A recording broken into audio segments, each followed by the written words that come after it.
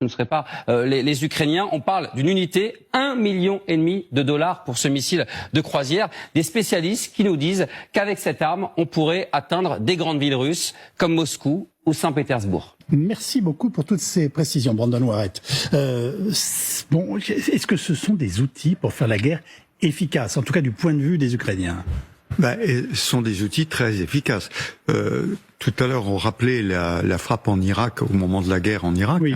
Je ne sais pas si vous en souvenez, mais la première nuit, c'était absolument un feu d'artifice. C'était extraordinaire. Il y avait beaucoup de Tomahawk qui avaient été utilisés.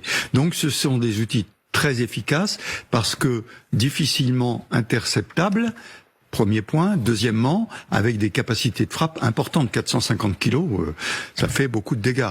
Donc oui. Maintenant, si vous voulez, quand on dit on joue à se faire peur, quand on dit qu'on va frapper Saint-Pétersbourg et Moscou, je pense que c'est pas ça l'objectif. L'objectif, c'est de frapper de façon importante des sites qui, pour aujourd'hui, ne peuvent être que marginalement touchés par les drones ukrainiens. Grégory, une armée même amie peut-elle se permettre de donner des missiles? Vous comprenez ma question? Oui, alors je me permets de mettre un tout petit bémol. En fait, pourquoi est-ce qu'on dit que Zelensky veut les Tomahawk et peut-être que Trump va leur donner? Parce qu'il y a une conversation, vous savez, à New York, en marge de l'Assemblée générale, et Zelensky a posé ça sur la table. On veut des Tomahawk. Trump, d'après les informations de la presse américaine, aurait dit « je n'y suis pas opposé, on verra ».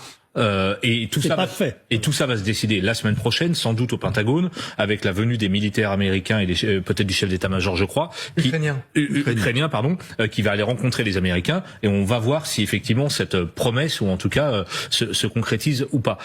Si jamais les Américains vendent, parce que encore une fois c'est pas un cadeau, et peut-être par le biais des Européens c'est Tomahawk aux Ukrainiens, qui paye, parce que c'est certainement pas l'Ukraine. Les Européens, a priori. D'accord, c'est nous. Les Européens. Si les Ukrainiens ont à disposition ces Tomahawks, évidemment, ça peut être, pardonnez-moi cet anglicisme, un game changer pour viser des cibles un peu lointaines en territoire russe et des sites sensibles. Juste un dernier point, je vous rappelle cette conversation que le même Trump avait eue avec Zelensky début juillet, où il lui avait posé la question, mais tu pourrais frapper Moscou ou Saint-Pétersbourg, ça avait été rapporté par la presse britannique, puis démenti par la Maison-Blanche.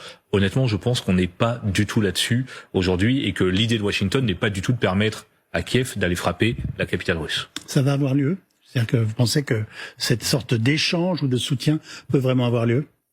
Ce qui est sûr, c'est que la posture du président Trump envers l'Ukraine a évolué sous le double effet quand même de la forme d'humiliation que lui inflige Vladimir Poutine depuis la rencontre en Alaska.